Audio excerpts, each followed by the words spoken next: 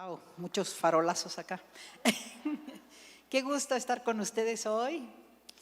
Y bueno, antes que nada quiero presentarles mis libros que están aquí en la librería.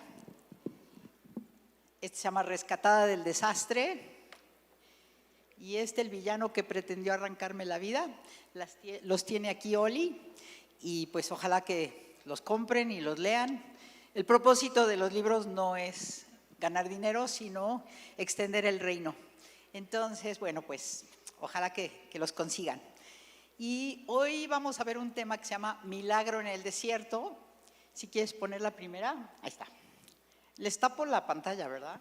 ¿No? ¿Está bien? Ok. Bueno, pues vamos a recordar brevemente la historia de Moisés, porque no sé si todas lo conozcan. Y vamos a ver que era un bebé. ¿A quién le gustan los bebés? ¿Verdad que son lo máximo? Y era un bebecito que nació a una familia hebrea. El pueblo de Israel se había ido a Egipto a vivir y ahí les llamaban hebreos, pero son los mismos los israelitas y los hebreos. Y entonces esta familia pues tuvo un bebé y que era un niño, y el faraón, como había visto que crecía tanto el pueblo de Israel, había decidido que todos los varoncitos los iban a matar.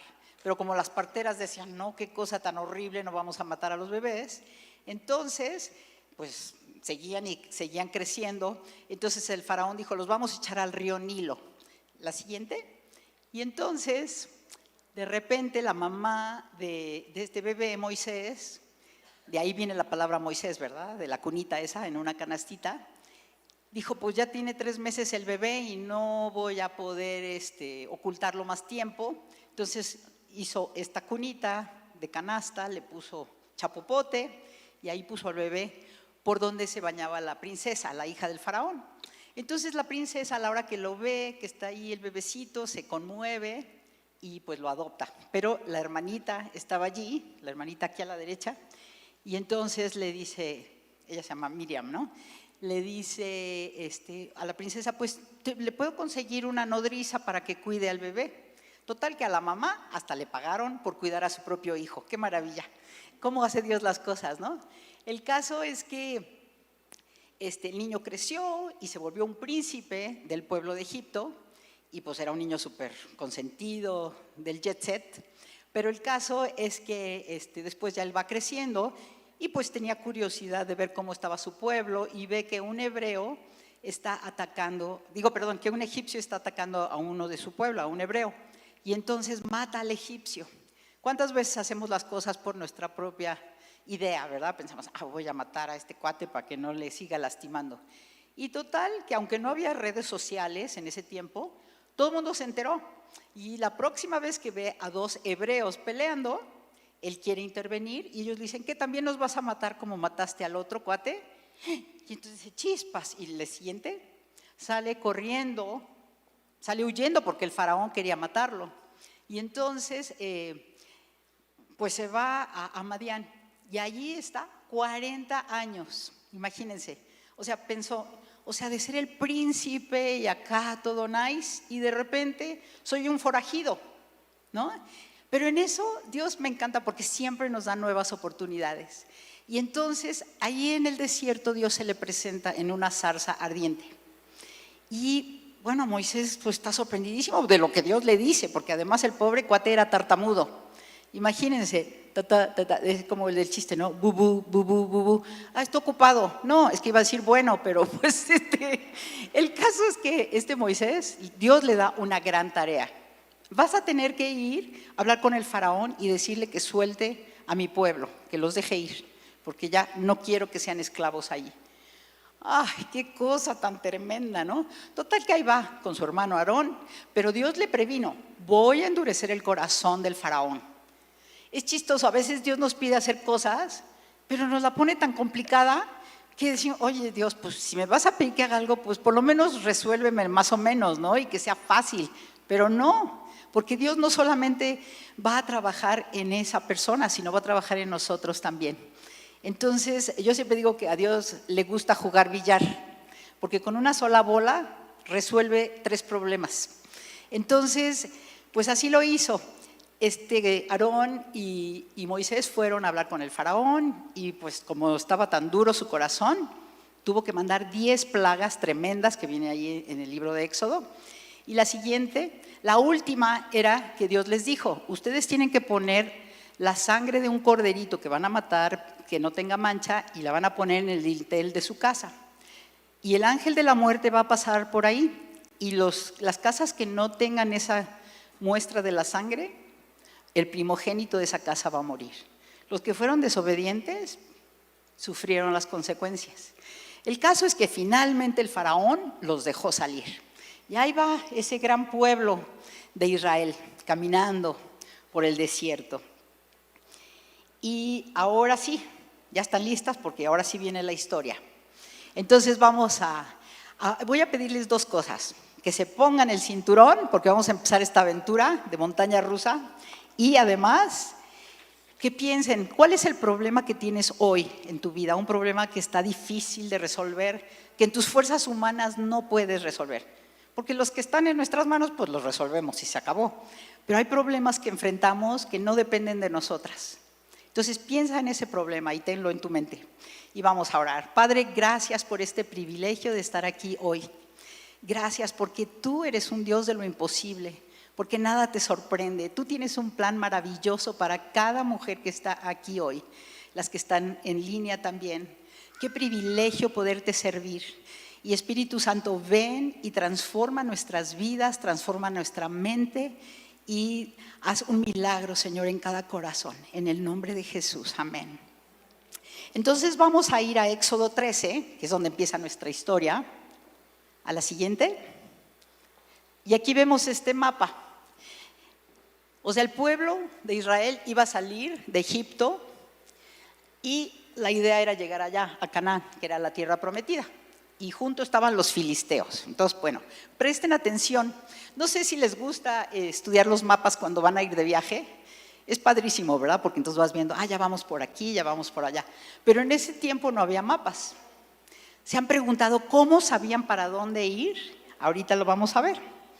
En Éxodo 13, del 17 al 22, dice: cuando por fin el faraón dejó salir a los israelitas, Dios no los guió por el camino principal que atraviesa el territorio filisteo. No los llevó por ahí, que era lo más corto.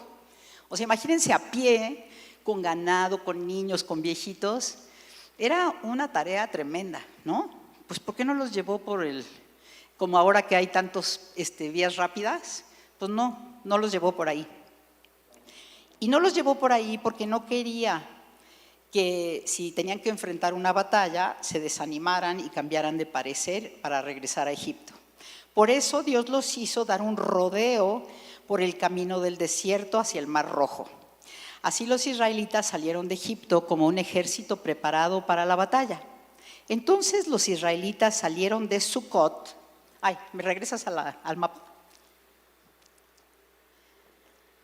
Salieron de Sucot y en vez de irse directo para allá, tuvieron que venirse hacia acá. Y la verdad es que a veces Dios nos pide unas cosas medio extrañas, ¿no? Entonces salieron de Sucot y acamparon en Etam, al límite del desierto. El Señor iba delante de ellos y los guiaba durante el día mediante una columna de nube y les daba luz durante la noche con una columna de fuego.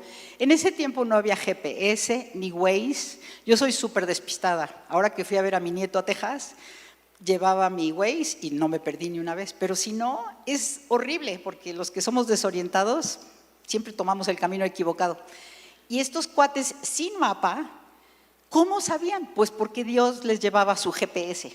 O sea, la presencia de Dios iba ahí en el día como una nube. Si quieres la siguiente. En el día con una nube, porque en el desierto imagínense el calorón que hace. Y en la noche con fuego, porque en el desierto hace mucho frío. En la noche, ¿no se oye muy fuerte la voz? ¿Está bien? Ok. Entonces los iba guiando, ¿no? El Señor nunca quitó de su lugar delante de ellos la columna de nube ni la columna de fuego. La siguiente, por favor. Es chistoso, Dios nos ha puesto en el lugar donde estamos. porque tiene un propósito. No estás en donde estás por mala suerte, por tus malas decisiones, porque te empujaron. Dios te tiene en ese lugar donde estás con un propósito, como los tenía a este gran pueblo, ¿verdad? A veces estamos en un callejón sin salida y no sabemos qué hacer. Entonces vamos a continuar en el Éxodo 14 del 1 al 4, allí mismo. Entonces el Señor le dijo a Moisés estas instrucciones: ordénales a los israelitas que den la vuelta. O sea, ¿ya caminaron un montón? Ah, no, ahora regrésense.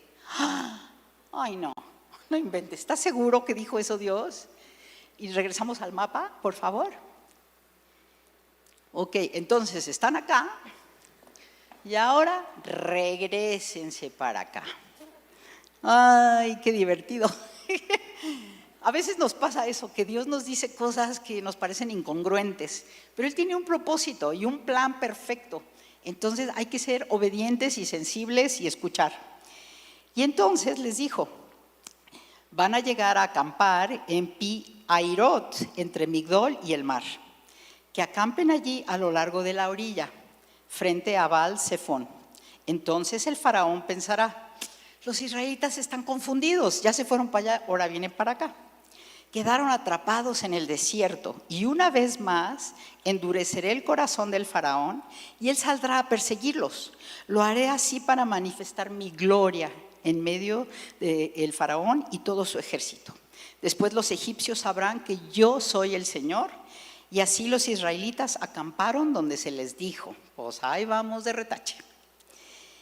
Y es algo importante, necesitamos convertir nuestras oraciones, nuestras preocupaciones en oraciones.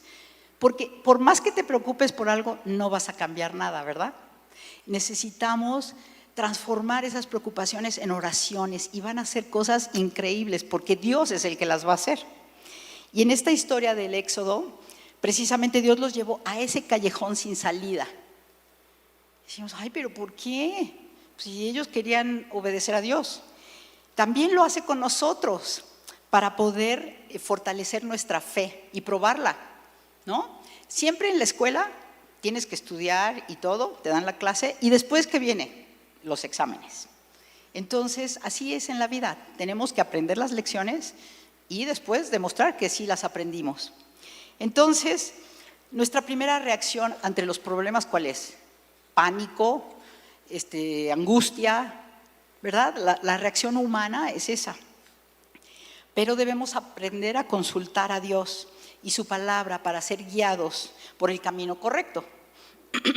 Entonces, cuando estemos en un lugar difícil, no nos agobiemos ni nos desesperemos, sino digamos: Señor, tú eres el Dios que me metiste en esta cosa y yo sé que tú eres el Dios que me va a sacar de aquí. Y entonces ya no nos sentimos tan agobiadas, porque además cuando estamos preocupadas, nuestra claridad mental es mucho menor. Entonces necesitamos estar en paz para que Él pueda ser el que nos ayude a resolver este problema. La siguiente. Preocúpate más por buscar la gloria de Dios que por resolver tu problema. ¿A poco no? Queremos las cosas resueltas rápidas. Entonces, a veces hacemos las preguntas equivocadas. Estamos en esta situación difícil y decimos: ay, pero ¿cómo me metí en este lío, verdad? O ¿cómo podré resolver mi problema? ¿Por qué me sucedió esto a mí? Y lo mejor sería preguntar: ¿cómo puedo glorificar a Dios en esta situación? Ay, nunca se me había ocurrido pensar eso. O sea, yo quiero resolver mi problema. ¿Qué me preocupa la gloria de Dios? Pero realmente si busco la gloria de Dios, lo demás va a venir en resolución. Entonces, Dios permitió que su pueblo pasara por todo esto para que conocieran su gran poder y vieran su gloria y cuánto amor tenía por ellos. La siguiente, reconoce que tienes un enemigo, pero necesitas fijar tus ojos en Dios. O sea, sí, vivimos en un mundo caído, hay muchos problemas. El diablo, nuestro enemigo, quiere robarnos y destruirnos. A eso vino, a matar y a robar y a destruir. Pero Jesús vino para darnos vida en abundancia. Entonces, vamos a continuar la historia en Éxodo 14, del 5 al 10. Cuando Cuando al rey de Egipto le llegó la noticia de que los israelitas habían huido, el faraón y sus funcionarios cambiaron de parecer. ¿Qué hemos hecho al permitir que todos estos israelitas huyeran? ¿Quién va a hacer ahora todos los trabajos que tenemos acá? Entonces el faraón preparó su carro de guerra y llamó a sus tropas. Llevó consigo 600 de los mejores carros de guerra. Imagínense eso. Junto con todos los demás carros de Egipto, cada uno con su respectivo oficial al mando. Así que el Señor endureció el corazón del faraón, rey de Egipto, quien por lo tanto salió a perseguir a los israelitas, los cuales se habían marchado con puños en alto en señal de desafío. Los egipcios los persiguieron con todas las fuerzas del ejército del faraón, todos los caballos y sus carros de guerra, sus conductores y sus tropas. Alcanzaron al pueblo de Israel mientras acampaba junto al mar. ¿Le vuelves a poner al mapa? Entonces estaban aquí, entre el desierto y los israelitas, y los egipcios y el mar rojo. O sea que no había salida para nada. Mientras el faraón se acercaba, los israelitas levantaron la vista y se llenaron de pánico al ver que los egipcios los alcanzaban. Entonces clamaron al Señor. Y eso es lo que tenemos que hacer desde el principio, clamar al Señor, porque Él nos va a ayudar. O sea, suya es la victoria y vamos a ver esas grandes victorias. Y ahora sí, a la de los ojos, porfa. Entonces tenemos que enfocarnos en Dios. Y aquí hay de dos sopas. O te preocupas y entras en pánico, o confías en Dios. ¿Qué sopa quieres? Porque son las únicas que te quedan, ¿no? Y si escoges la de creerle a Dios, va a ser una mucho mejor sopa. Así es que hay que estar atentas a esas cosas. Entonces, el Señor sabe que la oración es algo súper poderoso, es un arma espiritual que tenemos a nuestro alcance. No necesitamos de nadie más que cerrarnos, orar y pedirle que Él intervenga de una manera sobrenatural. La siguiente, mantén la calma. Confía en Dios y toma el siguiente paso de fe. Vamos a continuar la historia leyéndola aquí, en Éxodo 14, del 13 al 15. Pero Moisés les dijo, no tengan miedo, solo quédense quietos y observen cómo el Señor los rescatará hoy. Y a veces Dios nos dice, yo te voy a ayudar en este problema. Pero pues vemos que no pasa nada y la cosa sigue peor, ¿no? Esos egipcios que ahora ven, jamás volverán a verlos. El Señor mismo peleará por ustedes, solo quédense tranquilos. Luego el Señor le dijo a Moisés, ¿por qué clamas a mí? Dile al pueblo que se ponga en marcha. ¿Pero cómo? En el Mar Rojo, pues ¿qué vamos a hacer, no? En las playas del Mar Rojo los israelitas no podían ver lo que estaba a la distancia. Lo único que veían, o sea, no traían binoculares, no podían ver que por allá iba a haber una respuesta. A veces no vemos la respuesta y Dios dice, sigue adelante, sigue adelante. Y cuando lo hacemos, nos sorprendemos. Y pues lo único que veían era el mar, un montón de agua, porque aparte no es un arroyito, ¿verdad? El Mar Rojo es un mar grande. Pero lo más interesante es que los hizo pasar por el lugar más angostito. Y vamos a ver ahora, visualiza la presencia de Dios envolviéndote y espera confiadamente el rescate. Y me encanta cómo Dios nos envuelve con su amor como a un bebé. Y así necesitamos vernos en los problemas. Él está allí cubriéndonos con sus brazos de amor. Continuamos la historia en el 14 del 19 al 22. Entonces el ángel de Dios que iba frente del pueblo de Israel, ¿se acuerdan que iba ahí la columna de humo, de nube y de fuego? La columna de nube también se cambió de lugar y pasó a estar detrás de ellos. Primero iba adelante la presencia de Dios y la nube. Y después se pasó atrás, cuando ya venían atrás los egipcios. La nube se puso entre los egipcios y el campamento de los israelitas. Al atardecer, la nube se convirtió en fuego e iluminó la noche. Pero los egipcios y los israelitas no se acercaron unos a otros en toda la noche. Aunque los venían persiguiendo, no los pudieron alcanzar porque estaba en medio Dios con su nube. Luego Moisés extendió la mano sobre el mar y el Señor abrió un camino a través de las aguas mediante un fuerte viento oriental. Yo la verdad nunca me había puesto a pensar cómo había sido eso, hasta que ahorita lo leí, ¿no? Entonces del oriente vino ese viento para abrir ese canal. El viento sopló durante toda la noche y transformó el lecho del mar en tierra seca. Entonces el pueblo de Israel cruzó por medio del mar, caminando sobre tierra seca con muros de agua a cada lado.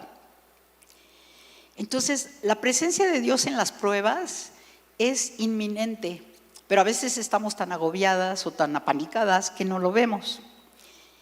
Y en Isaías hay 2 versículos muy bonitos. En Isaías 52:12 dice: no saldrán con prisa como quien corre para salvar su vida, pues el Señor irá delante de ustedes y atrás los protegerá el Dios de Israel. Isaías 52:12. Y otro es Isaías 63:9. Isaías 63:9. Cuando ellos sufrían, Él también sufrió, y Él personalmente los rescató. En su amor y su misericordia los redimió, los levantó y los tomó en los brazos a lo largo de los años. Y así hemos visto cómo Dios nos ha guardado en nuestras vidas. No quiere decir que no vamos a pasar dificultades, en la vida siempre va a haber aflicciones, pero Él está con nosotros todo el tiempo así envolviéndonos como a ese bebé. Entonces, es algo interesante cómo ese pilar de la nube y del fuego, en idioma teológico, es la presencia de Dios. Y Él va siempre delante de nosotros. Y cuando se necesita, va atrás de nosotros para separarnos del enemigo. Entonces, los caminos de Dios son increíbles. Y claro, a veces decimos, híjole, pero ¿por qué tengo que pasar por este tiempo difícil? No sé si han sentido estos ventarrones espantosos que ha habido en estos días, que se hacen hasta remolinos y todo. Imagínense la fuerza de ese viento que venía atravesando el Mar Rojo para abrir el mar y las aguas y dejar un camino seco. O sea, yo creo que al pobre Moisés se le volaban las barbas, la túnica, decía, ay, a ver a qué hora me lo arranca, porque era un ventarrón tremendo. Entonces, a veces leemos las historias y como que las idealizamos como un cuento fantástico, pero sucedió y fue algo realmente imponente. Y ese mismo Dios todopoderoso está a favor de tu vida también y va a traer esos vientos que te van a rescatar de una manera que ni siquiera nos imaginamos. La siguiente: observa tu actual crisis convertirse en victoria y alaba a Dios. Y eso fue lo que sucedió. Estos cuates, bueno, no sé, han de haber sentido tanto terror y cómo Dios fue haciendo las cosas de una manera sorprendente. Continuamos ahí en Éxodo 14:30 al 31. Así como el Señor aquel día rescató a Israel de las manos de los egipcios, y los israelitas vieron los cadáveres de los egipcios a la orilla del mar. Cuando el pueblo de Israel vio el gran poder que Dios había desatado contra los egipcios, se llenaron de un temor reverente delante de Él. Entonces pusieron su fe en el Señor y en su siervo Moisés. Entonces Moisés y el pueblo de Dios entonaron el siguiente cántico al Señor: cantaré al Señor porque ha triunfado gloriosamente. Arrojó el mar al caballo y al jinete. El Señor es mi fuerza y mi canción. Él me ha dado la victoria. Eso está en Éxodo 15, 1 y 29. Y no entendemos por qué Dios nos permite pasar por tantas cosas difíciles, pero sabemos que Él quiere usar esas cosas para fortalecer nuestro carácter y nuestra fe y hacernos más maduros. Las pruebas y los problemas son como un gimnasio. ¿Quiénes van al gimnasio? ¿Verdad que regresas como hilacho? Pero se te están fortaleciendo los músculos, los huesos, todo. Entonces, eso es lo que sucede en nuestro espíritu cuando Dios nos permite pasar por los problemas. Él utiliza cada uno de esos problemas para fortalecernos y hacernos más parecidas a Jesús cada día. Las aguas poderosas del Mar Rojo salvaron a los israelitas de dos maneras. Primero, abriéndose y después ahogando a los egipcios. Porque imagínense si se hubiera abierto el mar y pues todos pasan, los israelitas y pasan los egipcios atrás de ellos, ¿no? Pero no, o sea, Dios lo hizo de doble manera, salvándolos a ellos y ahogando a los enemigos. Imagínense la fama de Dios en ese momento. Aunque no sé cómo se comunicaban los pueblos, pero llegó la noticia a todo ese mundo de esa época, que ese Dios todopoderoso había hecho algo sorprendente. Entonces, cuando enfrentamos situaciones adversas, es importante identificarlas y saber que Dios quiere producir fruto a través de estas dificultades. Algo importante es que a veces estamos en situaciones difíciles como estas, pero donde hay abuso o donde hay maltrato. En esas situaciones no debemos permanecer, ahí sí tenemos que correr. Pero en situaciones difíciles, en problemas de las relaciones de pareja, financieras, de salud, con los hijos, ahí sí tenemos que darle con todo y con la guianza de Dios. Y la siguiente, algo muy interesante es que Jesús mismo vivió una vida de mucha dificultad, ¿verdad? Él enfrentó una gran adversidad constantemente desde que estaba bebecito. El rey Herodes lo quiso matar, o sea, muchas cosas difíciles. Pero él se mantuvo firme en este proceso de quebranto para poder dar fruto de salvación, que somos todos nosotros los que hemos creído en él. Entonces, no huyamos de los procesos de quebranto, porque en estos podemos madurar. Es como un tratamiento de belleza, que es doloroso, ¿verdad? Hemos platicado eso, que las que se hacen liposucción o que se operan la nariz o los ojos o lo que sea, dicen que duele mucho. Entonces, ¿pero qué tal quedan de guapas? Bueno, pues así, el quebranto es un proceso de belleza, veámoslo así. Entonces, es difícil tener paciencia y no querer huir del problema, pero es interesante. ¿Ustedes han visto las plantas? ¿Cómo no se mueven cuando le cortas las hojas? ¿O las flores? Ahí están quietas, ni modo, no pueden correr. Así debemos ser nosotras, como esas plantas.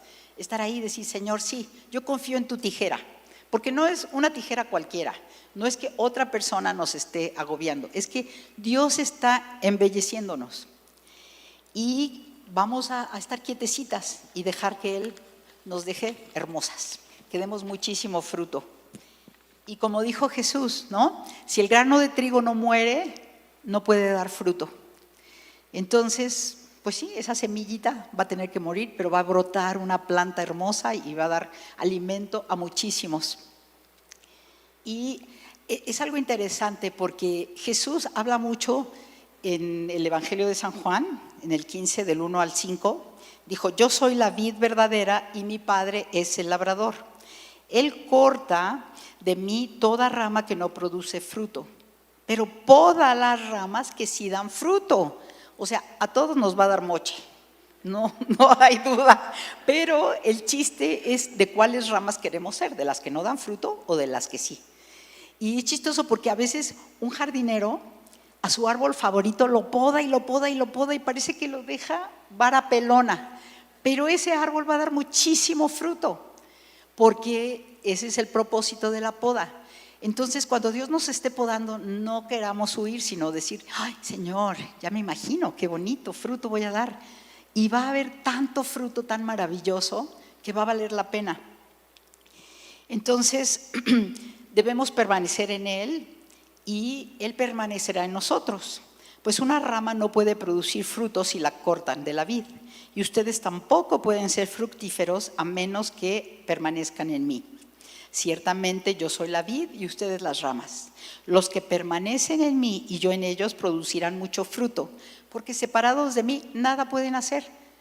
Como lo que decía Caro, ¿no? Necesitamos venir a su presencia cada día. Este mundo está tan necesitado del amor y la salvación de Dios, y nosotras somos esas herramientas que Dios va a utilizar para mostrar que sí se puede, que hay esperanza, que hay salvación. Y el mundo habla de muchas cosas tremendas, ¿no? Las noticias, pura tragedia, puras cosas horribles que son realidad. Pero Dios nos habla de la verdad absoluta, que Él está encima de todo, que Él ya venció, que nosotras somos más que vencedoras por medio de Él que nos amó. Entonces, ¿a quién le vamos a creer? El mundo tiene otros datos, ¿verdad? El mundo piensa totalmente diferente, pero nosotros sabemos cuál es la verdad. Sabemos que el creador del mundo y del universo es el que nos dijo que Él tiene la victoria y que nosotras vamos a vencer también. Entonces, pues nosotros somos la tierra, Jesús es el sembrador y la semilla que ha sembrado, que es la palabra de Dios en nuestros corazones, va a dar un fruto maravilloso, pero depende de la tierra. Y yo quisiera, pasa a la siguiente. ¿Qué clase de tierra hay en tu corazón? ¿Cómo está nuestro corazón? A veces está tan endurecido por tanto dolor, por tantos problemas, por tanta tristeza. Pero Dios quiere darte ese corazón tierno, hermoso, sano. Pero depende de ti. Él está dispuesto. Él es el cirujano experto en corazones. Pero Él no lo va a hacer a la fuerza. Él espera que nosotras digamos, sí, quiero esta restauración, quiero tener una nueva visión, enfocarme en ti en vez de enfocarme en mis problemas. Y pues me gustaría, si nos ponemos de pie, todas para cerrar con una oración.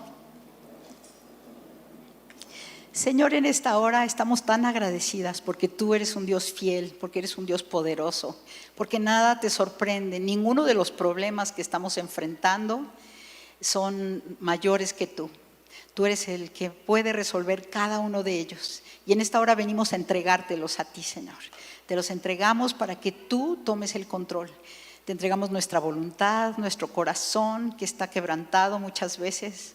Y te pedimos que tú los sanes, que tú los restaures. Y si alguna de ustedes hoy aquí decide empezar una nueva relación con Dios, que nunca le has entregado tu vida, vamos a hacer esta oración. Señor, gracias porque tú moriste en la cruz para darme una nueva esperanza.